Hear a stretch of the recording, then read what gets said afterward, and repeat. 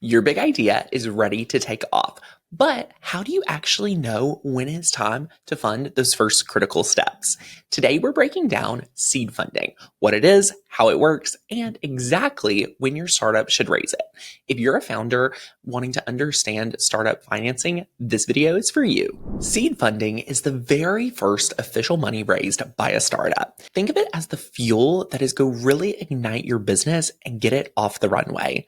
I want you to think how critical it is to get this initial seed funding because it helps you go from idea to traction. It's a huge part in the journey is getting that initial funds started so that you can start seeing traction inside your business. And here's the thing, it often occurs before large investors or venture capitalist firms are even ready to step in. In short, you really need to understand seed funding and when to pull that lever in your journey. All right, my friends, let me break down in 4 simple steps exactly what seed funding is and how it would actually work for you as a startup founder. Are you ready? Let's dive in. Number 1, you must identify how much capital you need and why. You always want to have a clear number of what it would look like and what it would take to get you from where you're at to where you need to go and start seeing the traction inside your startup. Step number 2 is very important. You want to be able to prepare your pitch deck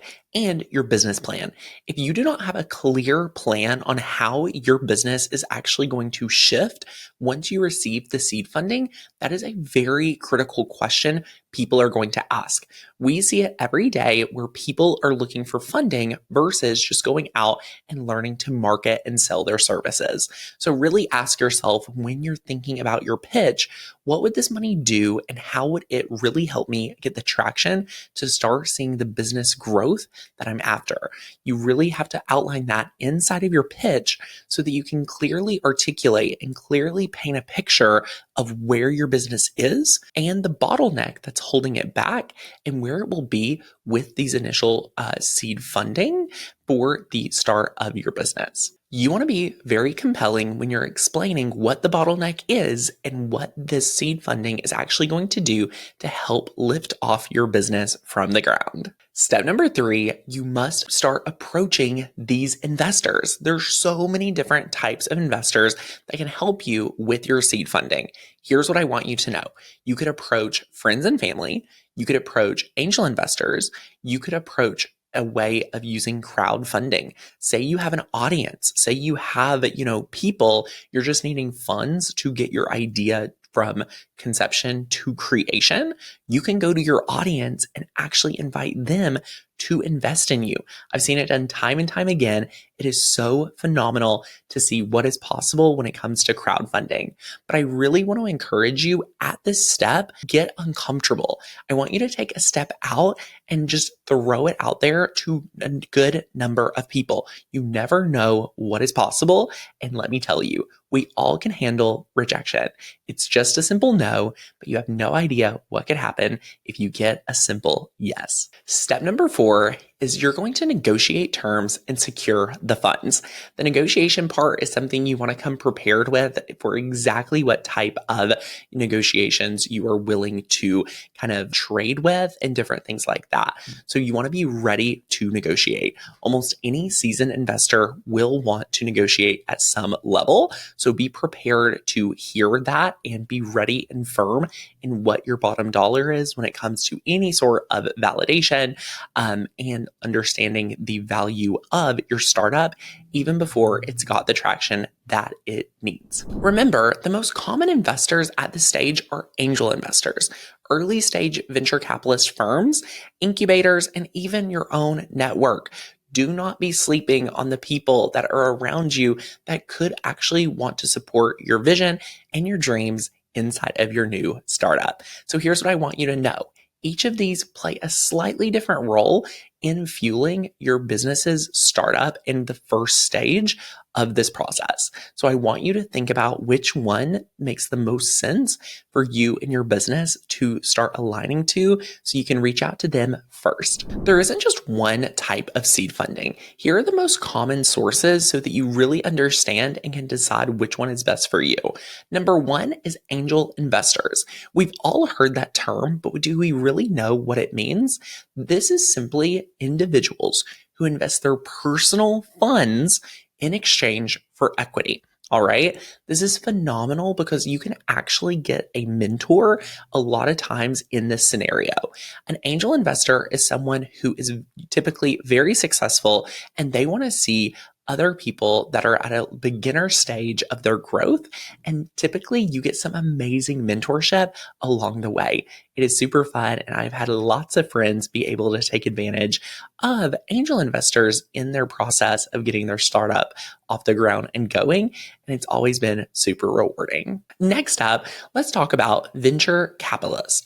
This is typically done at a firm and they usually bring larger checks and they bring a pool of connections. So if you are needing different types of sources, vendors, things in that regard, I really want you to consider working with a specialized venture capitalist firm because chances are they've done this 10 times over and they'll be able to give you leverage in other ways than just a check, like the connections, like sources, and helping you kind of know your next steps way before you even need them. One thing to consider is that venture capitalist firms usually want more control. So I want you to be aware of that in this process to make sure you know more as a con with venture capitalist firms, they are going to maybe give you the most, but they're also going to ask for the most. So just be prepared for that. Next up is crowdfunding. This is a simple way where you would be able to validate your product with the market while raising capital. Think about this as running a pre-sale, a pre-launch, and offering some really great incentives for them to say yes now to crowdsource you, being able to handle your initial startup cost. And they are able to really get behind the mission and the vision of your idea from the get-go. I love watching crowdfunding come together. I love participating in them because it makes it feel like I am actually being a part of the next movement for this brand, this voice, and it's always super empowering. If you have an audience, if you have a network, if you have connections to influencers, this is a phenomenal way to not have to give up any equity, but essentially just pre-sell to validate your product and make you feel more comfortable pulling the trigger and getting started. Next up, I want to talk about incubators and being able to understand accelerators. A lot of time, your local communities will have access to one or two of these different elements. A lot of your local entrepreneur chapters in your towns and in your cities will typically have access to some sort of incubator and accelerator. This usually gives a small amount of funds and really helps partner with you to see the funds being used appropriately. A lot of times they will have yearly pitch competitions to see who gets rewarded those funds. And this is another great example of how seed funding is laid out in a really unique way that you may have not thought of. A lot of times they won't even ask for equity, or there's other times where you can give small percentages of equity in exchange for the seed funding from these incubators and startups. Sometimes they'll just ask you to pay it back eventually and not take any equity. So that is definitely really great if you're looking for flexibility when it comes to your funding. Lastly, understanding self-funding or taking money from your friends and family. Now remember, you're putting your own money on the table, and you may be asking your friends and family. So you just want to be aware that in either of these scenarios, you are actually risking something personal, whether it's your personal funds or your personal relationships. I just like to give that as a disclaimer so that you are aware. I, as a business owner, love the idea of putting some of our own money on the table so that we feel really bought in. And on the days that it's really hard for our business, we continue to show up day in and day out. And the same thing for if we take money from our friends or family. We want to be able to show up for them, for their investment, and make it very fruitful, showing up to our business on the hardest days so we can see success in our business, not only for our own investment, but also the investment if we go the route of our friends and family. So now that you understand seed funding, let's talk about what it usually takes for you to go and actually start raising the funds. Usually what you've got to have is a validated idea or an MVP. So when is the right time to actually go out and raise seed funding? Here's what I want you to consider.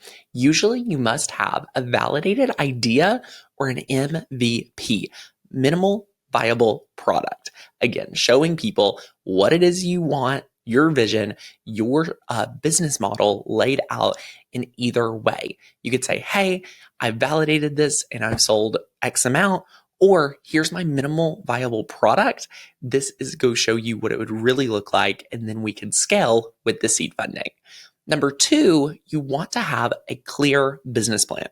This is where we take your business, the actual product, and we put it pen to paper, understanding the plan, understanding what this money, this initial seed funding will do to change your business from today to where it could be in 30, 60, 90 days after receiving the seed funding.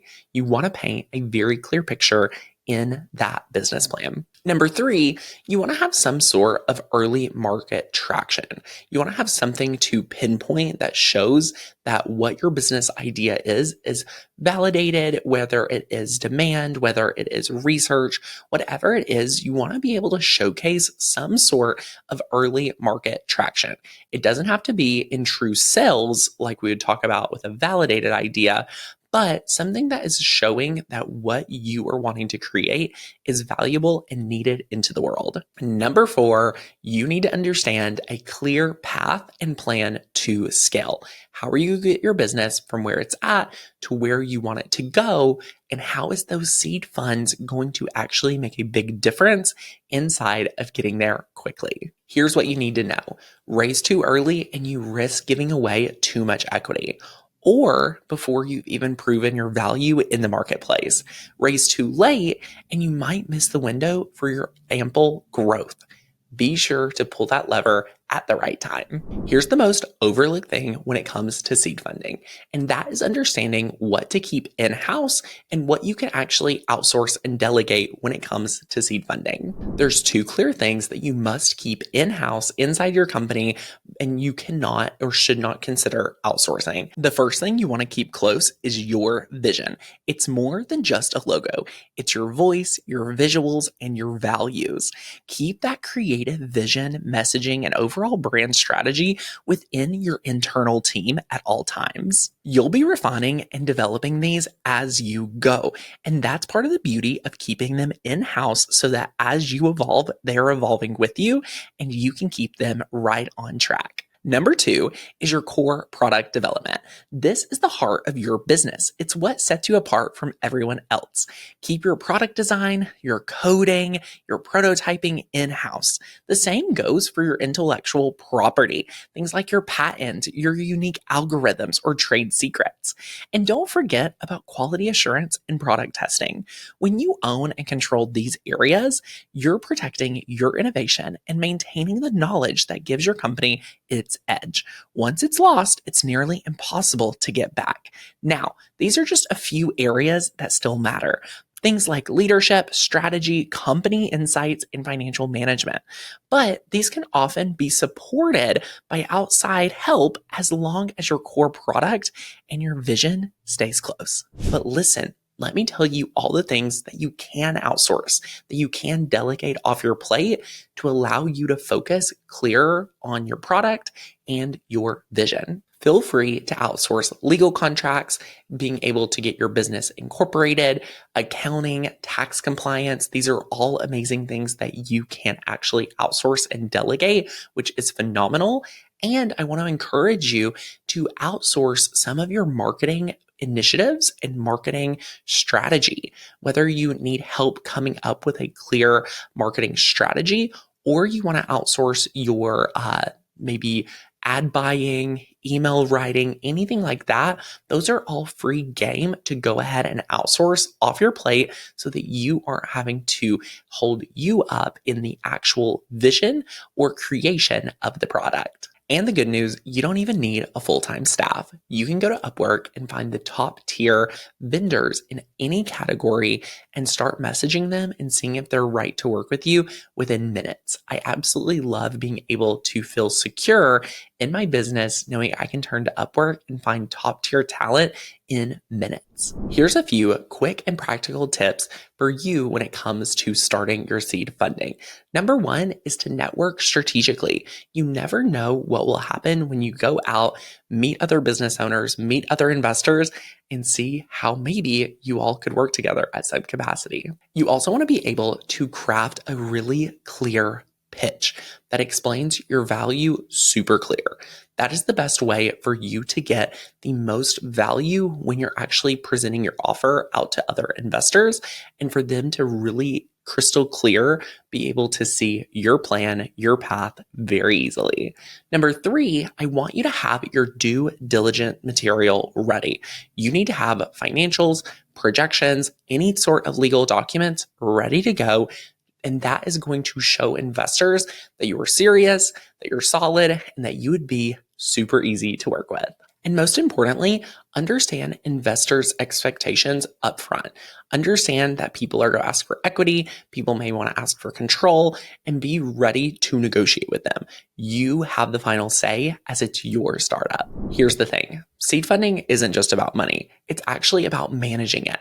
And keep these financial tips in mind as you think about managing your seed funds. You want to build realistic budgets and forecast. You can work with vendors on Upwork to do this with you if you're someone like me who is not great at spreadsheets. I actually found my bookkeeper who does this all for me on Upwork. You want to be at the pulse of your cash flow. So be ready to track your burn rate very closely to know how fast you are actually spending the seed funds. Also, avoid giving away equity too quickly. It can cost you a lot down the road. Great founders don't just raise capital, they make it last. So there you have it, my friends, a complete breakdown of seed funding for startups, understanding seed funding, when to raise it, how to manage it successfully to take your business from idea to reality. If you enjoyed this video, be sure to hit that subscribe button, give the video a thumbs up, leave me a comment with the most interesting thing you learned about seed funding. I would love to have a conversation with you in the comments down below, and stay tuned to the Upwork channel for more amazing videos for your startup. Thanks for watching, my friends. I'll see you in the next one. Bye, guys.